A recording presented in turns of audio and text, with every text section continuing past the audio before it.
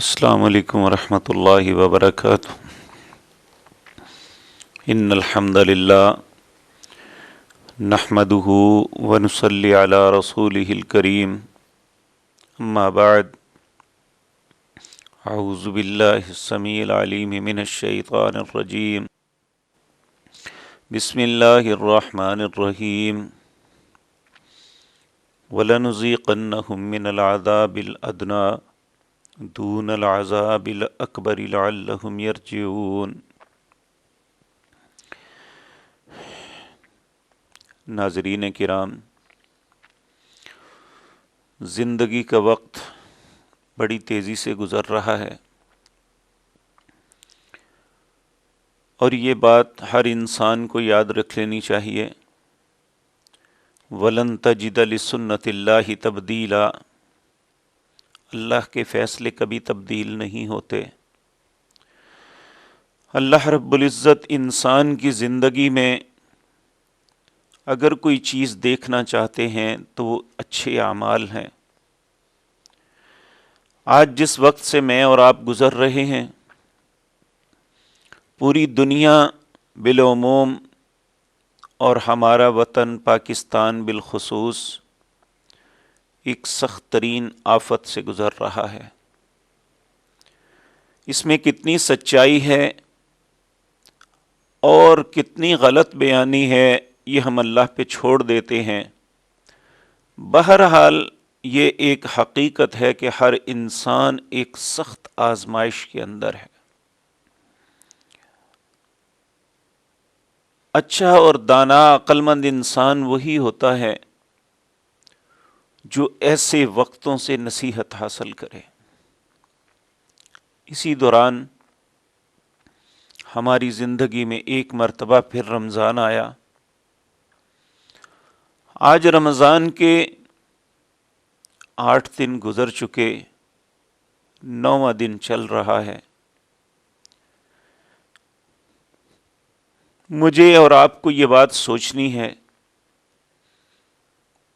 کہ ہم نے اس موقع سے کیا فائدہ اٹھایا،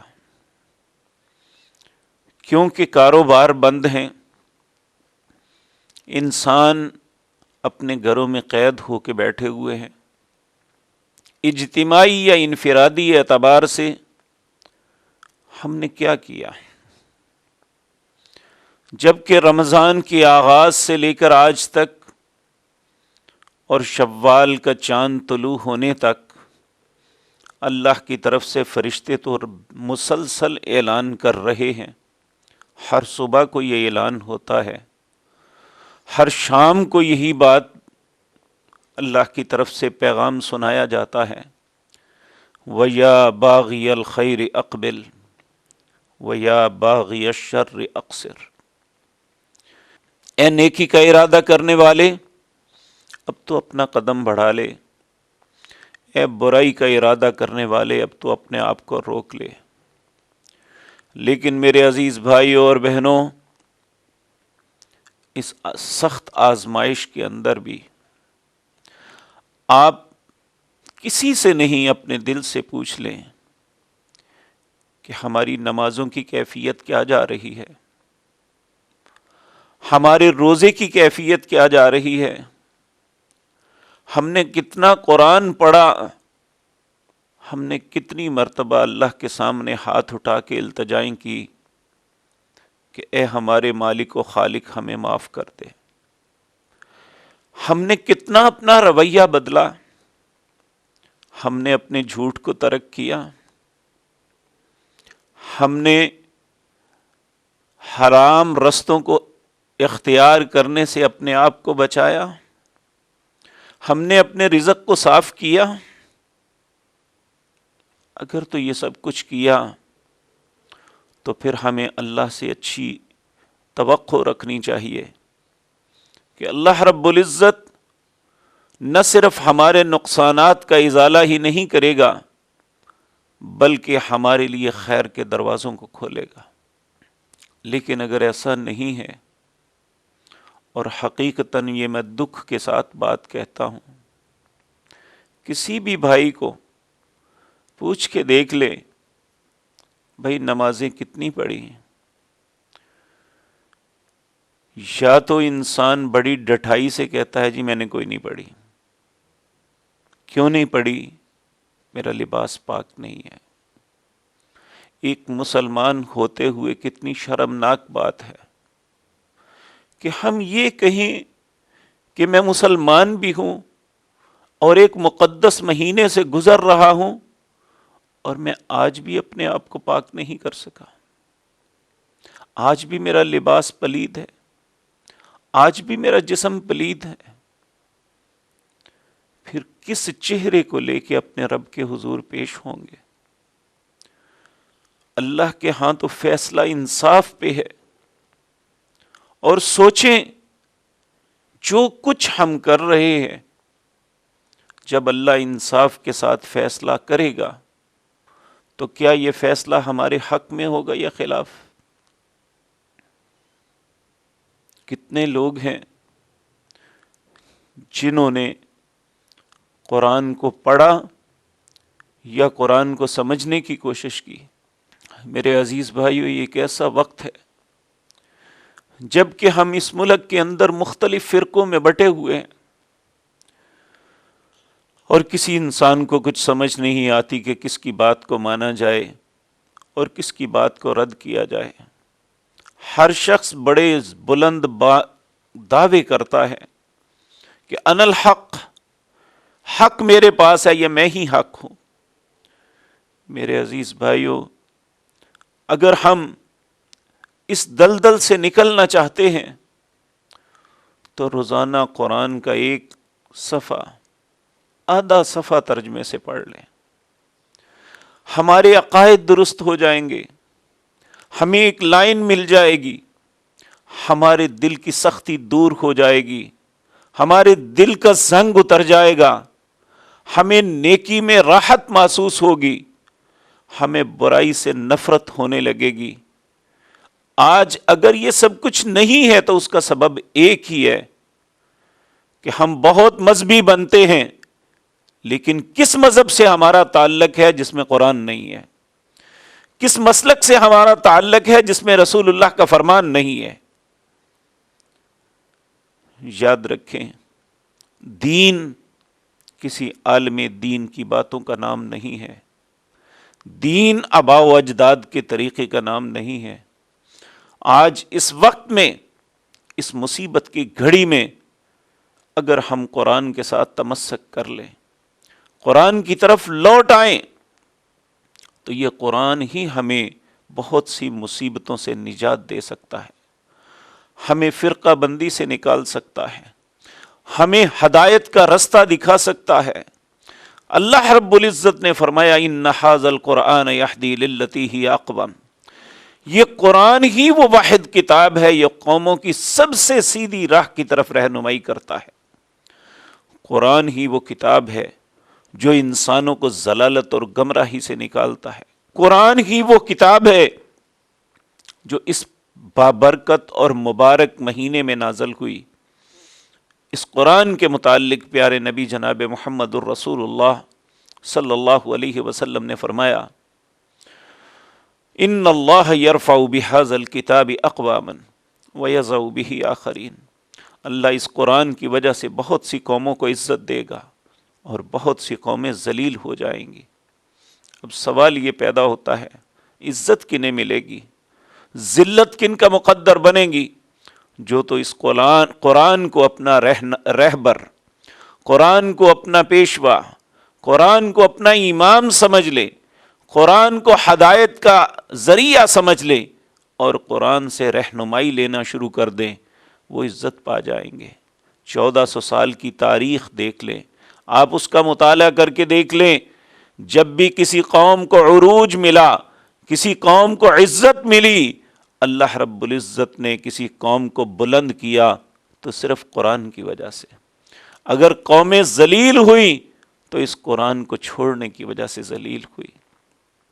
آج ہم نے اس بابرکت، دیکھیں اس مہینے کی عزت و عظمت جو ہے اس قرآن کی وجہ سے. چونکہ شہر رمضان الذی انزل فیہ القرآن، اس مہینے کے اندر اللہ نے قرآن کو نازل کیا اور اللہ فرماتے ہیں شہر رمضان الذی انزل فیہ القرآن ھدی للناس، اس میں لوگوں کے لیے ہدایت ہے۔ اگر آج ہم ہدایت کے طالب ہیں، ہم چاہتے ہیں ہم سیدھے رستے پہ آ جائیں، ہم چاہتے ہیں اصل دین ہمیں پتہ چل جائے، تو اس کے لیے ضروری ہے کہ فرصت کے ایام میں روزانہ کی بنیاد پہ ایک رکوع پڑھ لیں، ایک صفحہ پڑھ لیں، آدھا صفحہ پڑھ لیں، اس قرآن میں اللہ کے پیغام کو دیکھیں، آپ کو سیدھا رستہ مل جائے گا، آپ کا دل نرم ہو جائے گا۔ اور ایمان کی علامتوں میں ایک علامت جو سورۃ انفال کے اندر اللہ رب العزت نے فرمایا الذین اذا ذکر اللہ وجلت قلوبہم، جب ان کے سامنے اللہ کا ذکر کیا جاتا ہے، اللہ کی آیات کی تلاوت کی جاتی ہے، وجلت قلوبہم، ان کے دل نرم ہو جاتے ہیں۔ وَإِذَا تُلِيَتْ عَلَيْهِمْ آيَاتُهُ زَادَتْهُمْ ایمانا، جب ان کے سامنے تلاوت کی جاتی ہے ان کا ایمان بڑھ جاتا ہے۔ تو اس لیے یاد رکھو، اگر ہم اپنی ایمان کی جلا چاہتے ہیں، اگر ایمان کی بڑھوتری چاہتے ہیں، اگر ہم اللہ کے ذکر کو سن کے اپنے دل کو نرم کرنا چاہتے ہیں، تو اللہ کا ذکر قرآن ہے۔ اللہ رب العزت نے اس کی حفاظت خود کی، انا نحن نزلنا الذکر و انا لہ لحافظون۔ اس لیے مجھے اور آپ کو سوچنا چاہیے، کیا ہم ایسے وقت میں بھی ایسا تو نہیں کہ ہم شیطان کے بہکاوے میں آ گئے ہوئے اور شیطان نے ہمیں ایک ایسے رستے پہ چلا دیا ہے کہ ہماری یہ حس ہی ختم ہو گئی کہ نیکی کیا ہے اور برائی کیا ہے، ہمیں نیکی سے محبت نہیں، برائی سے نفرت نہیں، تو پھر ہمیں اپنے ایمان پہ غور کرنا چاہیے۔ اللہ ایسے ایمان کو قبول نہیں کرتا جس کے دل میں نیکی کے لیے محبت نہ ہو، جس کے دل میں برائی کے لیے نفرت نہ ہو، وہ حرام کو بہت برا نہ سمجھتا ہو اور حلال اس کی زندگی کا مرغوب نہ ہو، تو یقین جانیے ایسا انسان کا ایمان اسلام سے کوئی تعلق نہیں رہتا۔ تو اللہ رب العزت سے دعا ہے اللہ ہمیں سمجھ عطا فرما دے، ہم اس آزمائش میں ہی سمجھ جائیں۔ یہ جو آزمائشیں آتی ہیں اس کا ایک خاص مقصد ہوتا ہے۔ اللہ رب العزت سورۃ سجدہ اس میں فرماتے ہیں وَلَنُذِيقَنَّهُم مِّنَ الْعَذَابِ الْأَدْنَىٰ دُونَ الْعَذَابِ الْأَكْبَرِ لَعَلَّهُمْ يَرْجِعُونَ۔ میں یہ چھوٹی چھوٹی تکلیفیں تمہیں اس لیے دیتا ہوں کہ تاکہ تم بڑے عذاب سے پہلے پہلے رجوع کر لو۔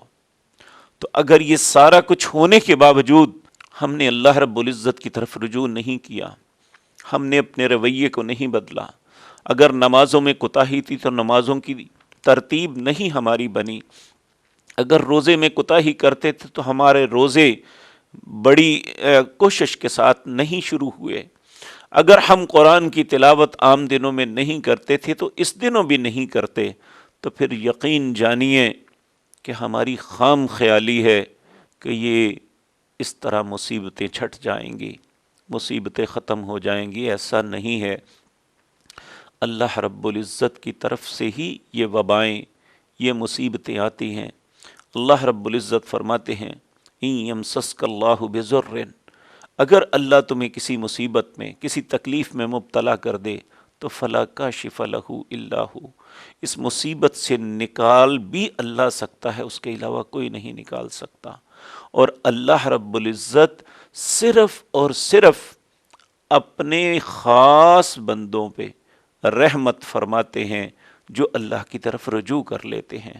اللہ یہ بات مجھے اور آپ کو سمجھنے کی توفیق عطا فرمائے، اور ہم میں سے ہر انسان، وہ مرد ہے یا عورت، وہ بچہ ہے یا جوان، وہ بوڑھا ہے یا کوئی بھی، اسے اپنی زندگی کے معاملات کا جائزہ لینا چاہیے کہ ہم پہلے کیا کر رہے ہیں اور ہمیں کیا کرنا چاہیے۔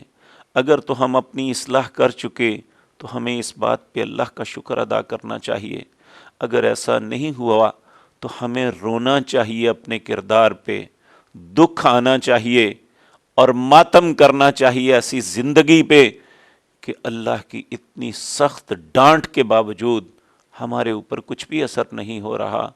ایسے حالات میں پھر اللہ کی ناراضگی اور بڑھ جاتی ہے۔ اللہ ہم پہ رحم فرما دے اور ہمیں سمجھ عطا فرما دے، ہمیں اپنی زندگی کو بدلنے کی توفیق عطا فرما دے، یہ اس کی توفیق کے بغیر ممکن نہیں ہے۔ اے اللہ تو ہم پہ رحم کر۔ ابن آدم کا دل اللہ کی دو انگلیوں کے درمیان ہے، جیسے چاہے پھیر سکتا ہے، اس لیے تم اللہ سے التجا کیا کرو، یا مصرف القلوب صرف قلوبنا علی دینک، اے دلوں کو پھیرنے والے میرے دل کو اپنے دین کی طرف پھیر دے۔ یا مثبت القلوب ثبت قلوبنا علی طاعتک، اے دلوں کو جمانے والے میرے دل کو اپنی اطاعت، اپنی فرما برداری، اپنی خوشنودی پہ جما دے۔ آمین یا رب العالمین۔ سبحان ربک رب العزت عما یصفون وسلام علی المرسلین والحمد للہ۔